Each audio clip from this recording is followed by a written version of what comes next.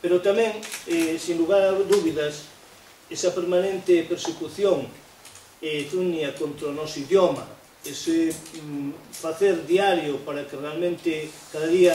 o noso idioma estea menos valorado, coa súa pretensión de excluir do sistema educativo e, por tanto, de exterminalo,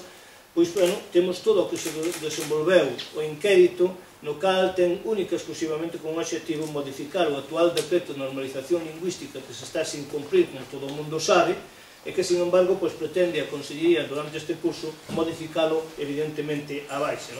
Isto, para nós, realmente estamos ante un tema sustancial e primordial e non imos aceptar ningún tipo de supresión do que neste momento, ningún tipo de retroceso no que temos nos pequenos avances que se tenha dado na normalización, daí que evidentemente formemos parte da plataforma Queremos Galego, en no cal temos en previsión a levar a cabo mobilizacións. Pero máis preocupante que iniciamos tamén un curso no cal a educación deixa de ser unha prioridade por o actual goberno. Xa non se trata de que sea prioridade, senón é unha das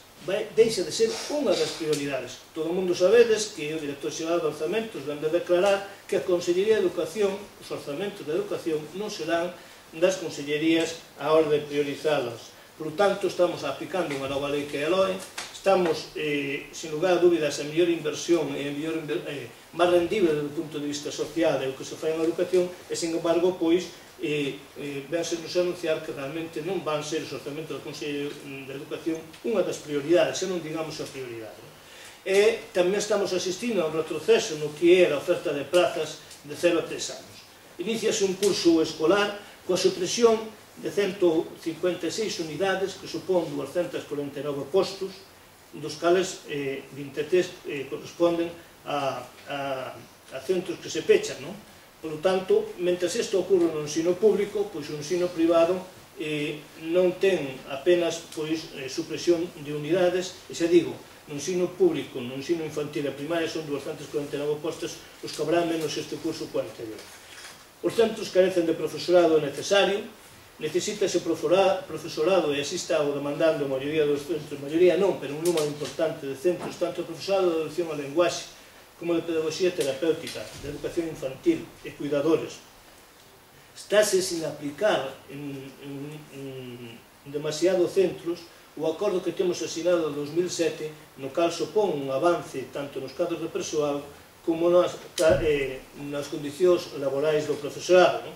Isto temos constatado como hai moitos centros no cal está habendo un impedimento para aplicalo, ou mesmamente como se habilitan prazas en lugar de crealas. Tamén está habendo un retroceso en todo o que ten que ver a formación do profesorado, xa antes facía referencia a ele, e aproximadamente un 20% dos asesores e asesores que tiñen que ver coa formación do profesorado, que, por tanto,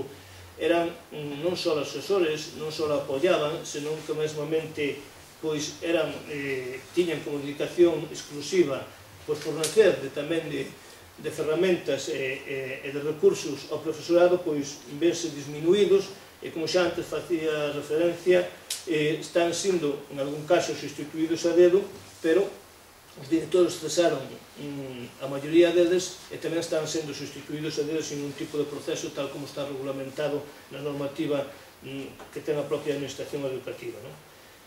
E tamén hai que dicir que na formación do profesorado retirouse a única axuda que tiñamos as organizacións sindicais, os MRPs, o Movimento de Renovación Pedagóxica, e todas aquelas entidades que tiñan como objetivo prioritario a formación do profesorado, e retirouse esa partida, que era unha partida totalmente escasa, o que se podía percibir na formación que fai, por exemplo, a CIGA non supón o 5% do que se gasta na formación, unha partida que eran 100.000 euros para todas as organizacións sindicais, para todos os momentos de formación pedagóxica, para todas as entidades que fan formación, que van destinadas a máis de 32.000 ensinantes, unha cantidad que era totalmente ridícula, nin eso siquiera permanece, senón que foi suprimida. Bueno, iniciamos un novo curso realmente coa perspectiva de que un alto número de profesorado secundario se quede ese traballo. Neste momento, na adxudicación provisional de destinos para o profesorado interino,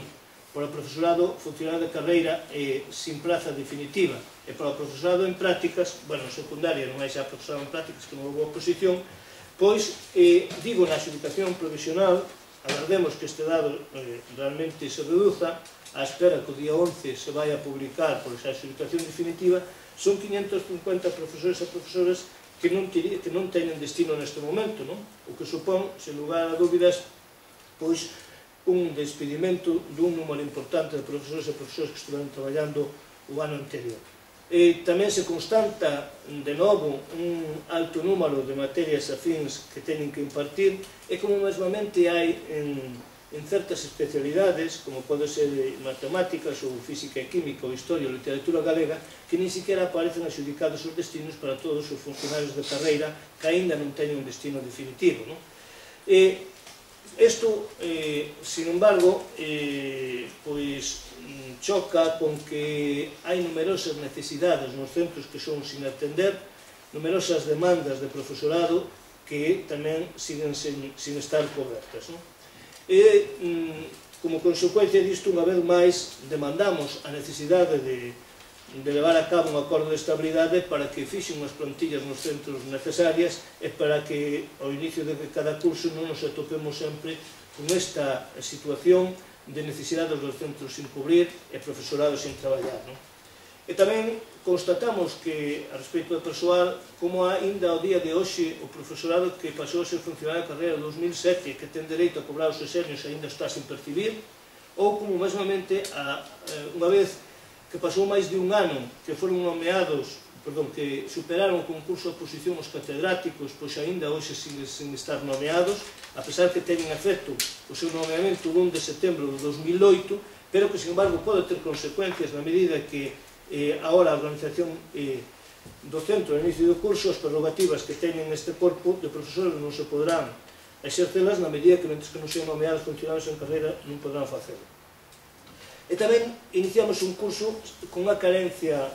cada día maior de medidas que garantan realmente a igualdade de oportunidades e aposten por un ensino público. Aí temos os servicios complementarios, como non se avanza na dotación de comedores escolares a todos os centros públicos do país. Siguen a faltar plazas, a Consellería sigue desentendéndose da súa xestión, o que trae que o servicio moitas veces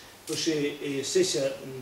non da calidade necesaria, encareza mesmamente os servicios e que mesmamente non se parta de unha competencia desleal co ensino privado concertado. Igual podemos dicir o transporte condiciona e sigue condicionando non só o horario escolar, senón a xornada escolar e mesmamente o calendario escolar. Un ano máis, pois, a xornada que vai sempre funcionando en Galiza reducida durante o mes de xullo e setembro, pois sigue sin ser restaurada, a pesar de que é demandada polo conxunto da comunidade escolar e moi maioritariamente polo profesorado. E tamén iniciamos un novo curso sin que a administración galega teña ni siquiera garantido un mínimo de impartición de actividades extraescolares, actividades que están supondo unha gran discriminación, que significan unha gran desigualdade entre a poboación, na medida en que moitas veces depende que haxa ou non haxa unha APA dinámica para que haxa unha oferta de actividades extraescolares ou dos apoios que poden ter dos concellos. Tamén, sin lugar a dúbidas, iniciase un curso con unha atención á diversidade sin medios e sin recursos, cando estamos ante uns parámetros, uns índices sumamente preocupantes de abandono escolar, na medida en que se acerca un 30% de abandono escolar entre os 18 e os 20 anos, ou como o 25% do alumnado galego non acada ni siquiera eso. E, sin embargo, non hai un plan de actuación global e integral para realmente pretender reducir estas dúas lacras do sistema educativo.